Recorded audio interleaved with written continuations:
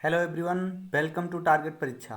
दोस्तों, मैं हिमांशु एक बार फिर से आप सभी के साथ एक नई जीएस की क्लास लेकर के आ चुका हूं।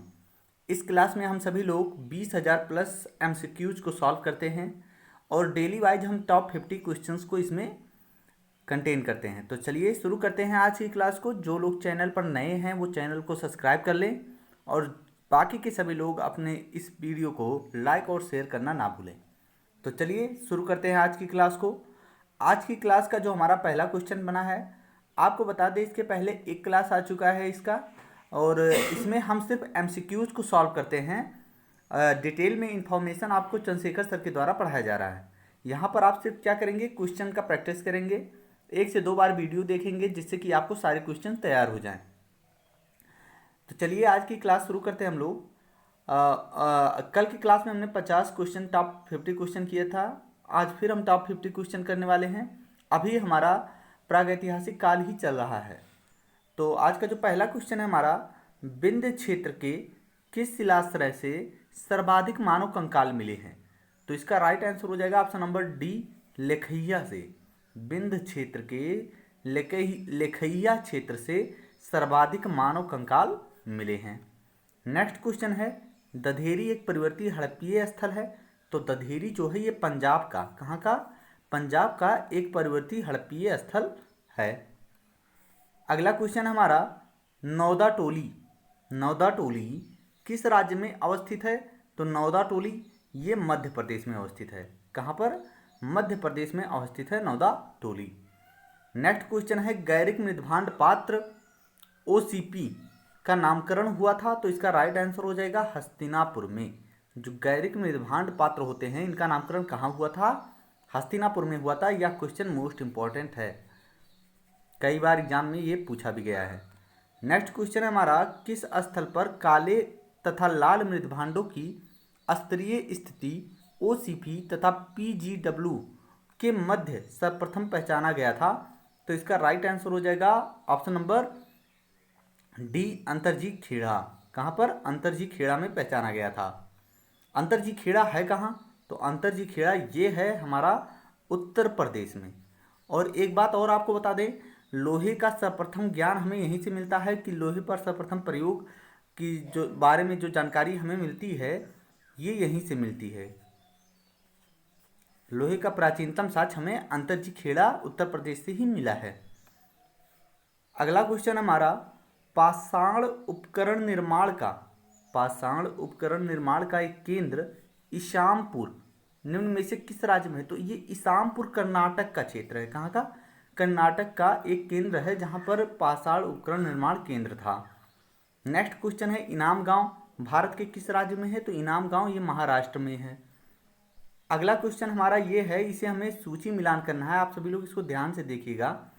पहला है कि इस नदी तंत्र के किनारे हड़प्पा बस्तियों को, यहाँ पर का नहीं को हो जाएगा, इस नदी तंत्र के किनारे हड़प्पा बस्तियों को घग्घर हाकड़ा स्थल के रूप में जाना जाता है। तो पहला कहाँ पर मिला? 4 पर।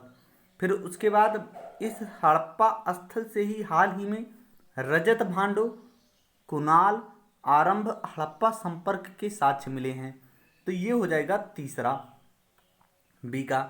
उसके बाद कश्मीर के नवपाषाण कालीन स्थल, तो कश्मीर का जो नवपाषाण कालीन स्थल था वो क्या था? बुर्जहोम और गफकरा। तो ये बुर्जहोम ये पहले ऑप्शन से जाकर के मिल जाएगा, बुर्जहोम सबसे सघन वितरण है। तो यहाँ पर एक आ गया। अब यहाँ पर देख लीजिए ऑप्शन में 4, 3, 1 यहाँ पर आ गया। तो इसलिए इस स्थल को भारत में विशुद्ध ताम्रयुगीन आहार एवं आभूषणों का प्रत्याशित भंडार मिला। ये अपने आप हो जाएगा इसका दूसरा। इसका राइट आंसर हो जाएगा ऑप्शन नंबर डी, 4, 3, 2, 1। चलिए बढ़ते हैं अगले क्वेश्चन की ओर। यह भी हमारा सूची मिलान से ही संबंधित है, इसको ध्यान से देखिएगा। यहाँ पर क्वेश्चन में कह रहा है कि हड़प्पा है, तो हड़प्पा किस नदी के किनारे है? रावी नदी के किनारे। तो ए का क्या हो जाएगा? 2। फिर हस्तिनापुर ये गंगा नदी के किनारे है, तो बी का हो गया 3। अब उसके बाद आता है नागार्जुन कोंड, तो ये कृष्णा नदी के किनारे है, तो सी का हो गया 4। तब डी का जो बचेगा वो क्या बचेगा? 1 बचेगा। पैटर्न कहाँ हो जाएगा? गोदावरी। तो 2, 3, 4, 1, 2, 3, 4, 1 ऑप्शन नंबर बी हमारा सही हो जाएगा। अगला क्वेश्चन हमारा बनता है सूची मिलान से ही, इसको भी ध्यान से देखिएगा, पूरा पाषाण काल जो है, यहाँ पर है पूरा पाषाण काल। तो पूरा पाषाण काल में जो आदिमानव होते थे वो लोग कहाँ पर निवास करते थे? वो लोग नदी तट पर अधिवास करते थे। तो ए का क्या हो गया? दूसरा। फिर उसके बाद मध्य पाषाण काल आया। मध्य पाषाण काल में ये लोग शैलाश्रय अधिवास करने लगे, अर्थात ये लोग गुफाओं में रहने लगे। तो बी का इसका क्या हो गया? तीसरा। फिर उसके बाद आता है नव पाषाण काल। नव पाषाण काल में ये गर्त निवास करने लगे। आप सभी को पता है नव पाषाण काल में बुर्ज और गफकराल जैसे स्थल मिले हैं जहाँ पर गर्त निवास के बारे में पता चलता है। तो सी से यहाँ पर हो गया चौथा। अब बचा लास्ट में डी। तो डी का क्या हो जाएगा? पहला। ताम्र पाषाण काल में कच्चे मकान बना करके ये लोग अपना रहने लगे। तो इसका सही आंसर हो जाएगा 2 3 4 1। 2 3 4 1 ये ऑप्शन नंबर आ जाता है बी में हमारे। ठीक है, तो ऑप्शन नंबर बी हमारा इसका सही हो जाएगा। चलिए बढ़ते हैं अगले क्वेश्चन की ओर। यह क्वेश्चन भी हमारा मिलान से संबंधित है। जैसे यहाँ पर देखिए भीमबेटका, अभी हमने क्वेश्चन प्रीवियस में किया है भीमबेटका, ये शैल चित्र से संबंधित है। तो शैल चित्र, प्रागैतिहासिक शैल चित्र, ये बी का क्या हो जाएगा? बी का हो जाएगा 1। फिर उसके बाद माधवगढ़, ये आप सभी को पता है राष्ट्रीय उद्यान है। तो ये सी का क्या हो गया? 4 हो गया। और डी चित्रकूट, ये राम कथा से जुड़ा तीर्थ स्थल है। तो ये हो गया डी का तीसरा। अब बचा ए उदयगिरी। तो उदयगिरी का दूसरा हो जाएगा, शिलाओं को उत्खनन कर गाड़ी, मूर्तियां, स्तंभ आदि। तो इसका दूसरा हो गया। तो 2 1 4 3 इसका राइट आंसर हो जाएगा 2 1 4 3 ऑप्शन नंबर डी। चलिए आगे बढ़ते हैं। नेक्स्ट क्वेश्चन हमारा निम्नलिखित में से, अगला क्वेश्चन हमारा बना है कि निम्नलिखित में से कौन सा सही सुमेलित नहीं है? तो चिराग बिहार ये एकदम सही है, पांडु राजा डिवी बंगाल ये भी सही है, और दैमाबाद ये महाराष्ट्र का स्थल है ये भी सही है। तो बचा एक कायथा कर्नाटक, ये गलत है। ठीक है, ऑप्शन नंबर ए इसका सही हो जाएगा। फिर आगे बढ़ते हैं, ये भी सूची मिलान से संबंधित है, इसको ध्यान से देखिएगा। यहाँ पर वीरभानपुर है, वीरभानपुर ये पूरा पाषाण काल का स्थल है। तो यहाँ पे लघु पाषाण उपकरण, ये लघु पाषाण उपकरण से इसका मिलान हो जाएगा। तो एक का जो हो जाएगा, ए का ये हो जाएगा 4। उसके बाद उज्जैन, उज्जैन जो है ये, उज्जैन जो है ये क्या हो जाएगा? तो उज्जैन ये अब देख लीजिए, ऐसे ही देख लीजिए, जब ए 4 आ गया तो 4 किस में है? बी में है। तो हमारा बी सही हो जाएगा। उज्जैन हमारा तीसरा हो जाएगा, गैरिक मृदभान परंपरा। और सी कायथा, कायथा हमारा ताम्र निधि हो जाएगा। आहार जो है ये हो जाएगा बनास संस्कृति।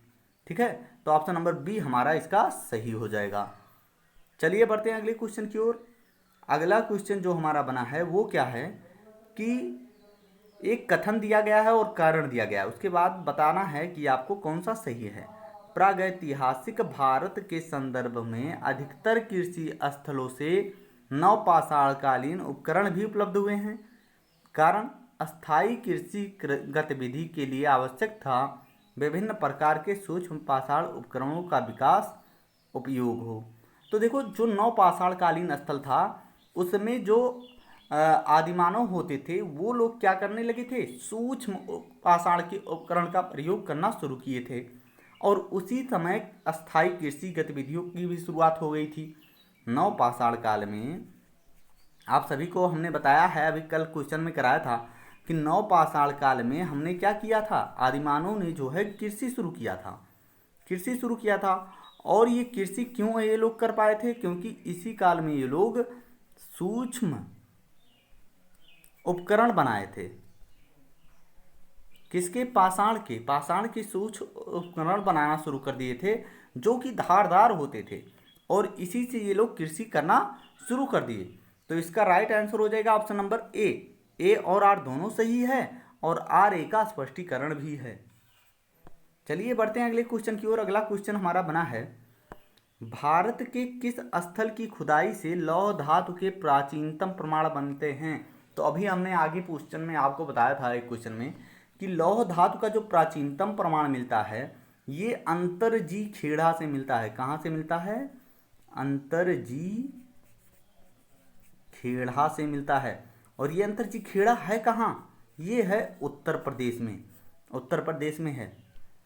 नेक्स्ट क्वेश्चन है, कोपेनहेगन संग्रहालय की सामग्री से पाषाण, कांस्य और लौह युग की त्रियुगीय विभाजन किया था। कोपेनहेगन एक संग्रहालय है, तो इसमें क्या है, कई ढेर सारे पाषाण, कांस्य और लौह पाषाण काल और कांस्य काल और लौह युग के बारे में 3 युगों को डिवाइड किया था। एक वैज्ञानिक थे या भूगर्भ शास्त्री थे जिनका नाम था जर्मेसन थॉमसन। Option number A. यहाँ पर थॉमसन दिया है लेकिन इनका पूरा नाम है जर्मेसन थॉमसन।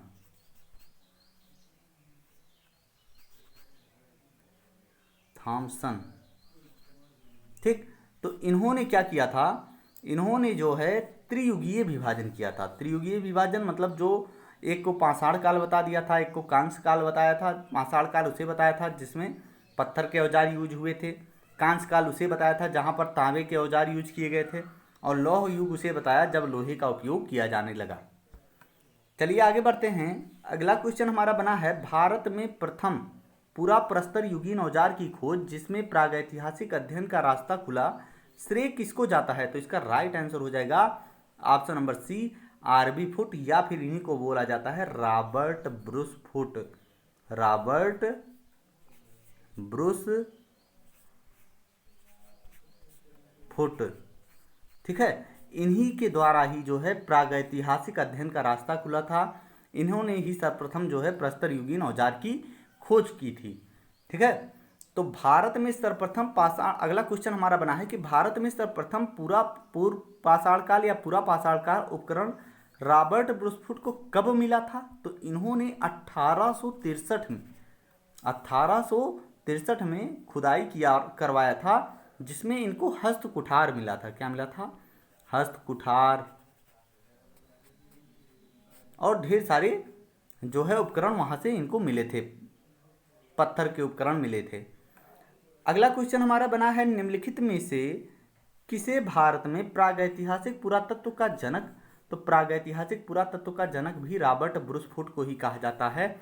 ऑप्शन नंबर डी इसका सही हो जाएगा। अगला क्वेश्चन है हमारा, भारत में प्रथम पूरा पाषाणिक उपकरण की खोज करने वाले रॉबर्ट ब्रूस फुट थे। एक भूगर्भ वैज्ञानिक, पुरातत्वविद और पुरावन वनस्पति शास्त्री, इतिहासकार। तो इसका right answer option number A हो जाएगा, ये एक भूगर्भ वैज्ञानिक थे। नेक्स्ट क्वेश्चन है, रॉबर्ट ब्रूस फुट जिन्होंने भारत में सर्वप्रथम या प्रथम पूर्व पाषाणिक उपकरण की खोज की मूलतः थे, ये मूलतः एक भूगर्भ वैज्ञानिक थे। अगला क्वेश्चन हमारा कि नौदा टोली का उत्खनन किसने करवाया था? तो ये नौदा टोली का उत्खनन एच.डी. संकालिया महोदय ने करवाया था। ऑप्शन नंबर सी इसका सही हो जाएगा। वस्त्रों के लिए कपास की खेती का आरंभ सबसे पहले किया था। तो वस्त्रों के लिए कपास की खेती का आरंभ सबसे पहले भारत में किया गया था। कहाँ पर? भारत में।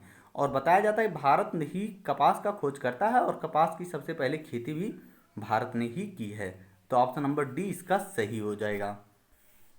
नेक्स्ट क्वेश्चन है, प्रारंभिक पूर्ण मानव को किस नाम से जाना जाता था? तो क्रोमेगनन नाम से जो है प्रारंभिक पूर्ण मानव को जाना जाता था। ऑप्शन नंबर बी इसका सही हो जाएगा। नेक्स्ट क्वेश्चन है कि भारत में मानव का सर्वप्रथम साक्ष्य कहाँ मिलता है? तो नर्मदा घाटी से।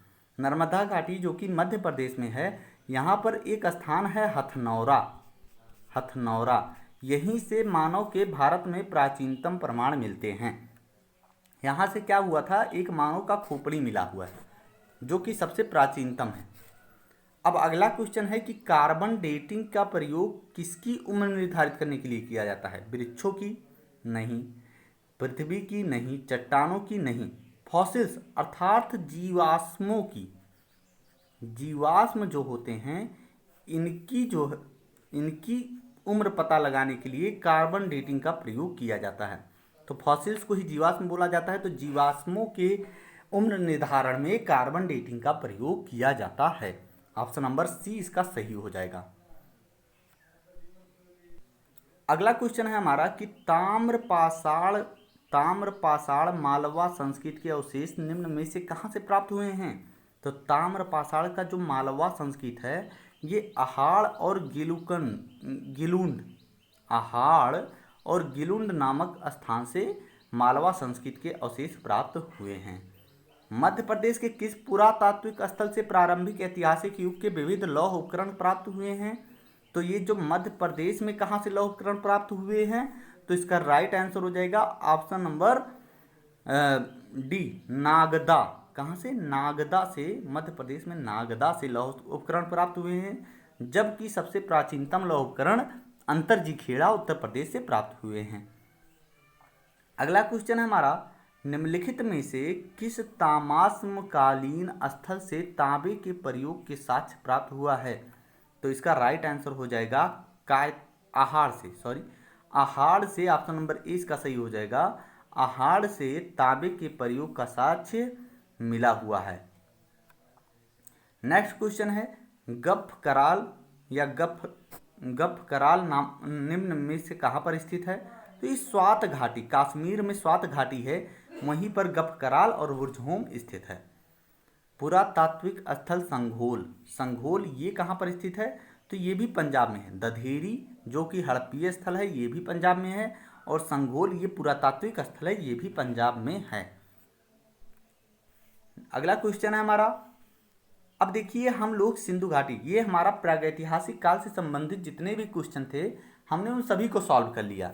अब हम सिंधु घाटी सभ्यता से संबंधित क्वेश्चन का प्रैक्टिस करने वाले हैं। तो सिंधु घाटी सभ्यता शुरू हो जाता है आपसे हमारा, और भारतीय पुरातत्व का जनक किसे कहा गया है? तो ये कहा गया है अलेक्जेंडर कनिंघम को। ठीक है। नेक्स्ट क्वेश्चन है हमारा, निम्नलिखित में से कौन से लक्षण सिंधु सभ्यता के लोगों का सही चित्रण करता है? तो इसका उनके विशाल महल और मंदिर होते थे, ये गलत है। वे देवी और देवताओं दोनों की पूजा करते थे, ये सही है। वे युद्ध में घोड़े द्वारा खींचे गए रथों का प्रयोग करते थे, ये भी गलत है। तो इसका राइट आंसर सिर्फ दूसरा है, केवल दूसरा जो है सिंधु सभ्यता के लोगों का लक्षण बताता है। तो ऑप्शन नंबर बी इसका सही हो जाएगा। आगे बढ़ते हैं, सिंधु घाटी सभ्यता के संदर्भ में निम्नलिखित कथनों पर विचार करना है कि यह प्रमुखतः लौकिक सभ्यता थी तथा उसमें धार्मिक तत्व यद्यपि उपस्थिति था, वर्चस्वशाली नहीं था। उस काल में भारत में कपास के वस्त्र बनाए जाते थे। तो इसका right answer option number C हो जाएगा। एक और दो दोनों सही है, लौकिक सभ्यता भी थी सिंधु सभ्यता और धार्मिक तत्व भी थे। ठीक है, और यहाँ पर भारत में कपास की खेती से वस्त्र भी बनाए जाते थे सिंधु सभ्यता में। तो इसका right answer option number C हो जाएगा, दोनों सही है।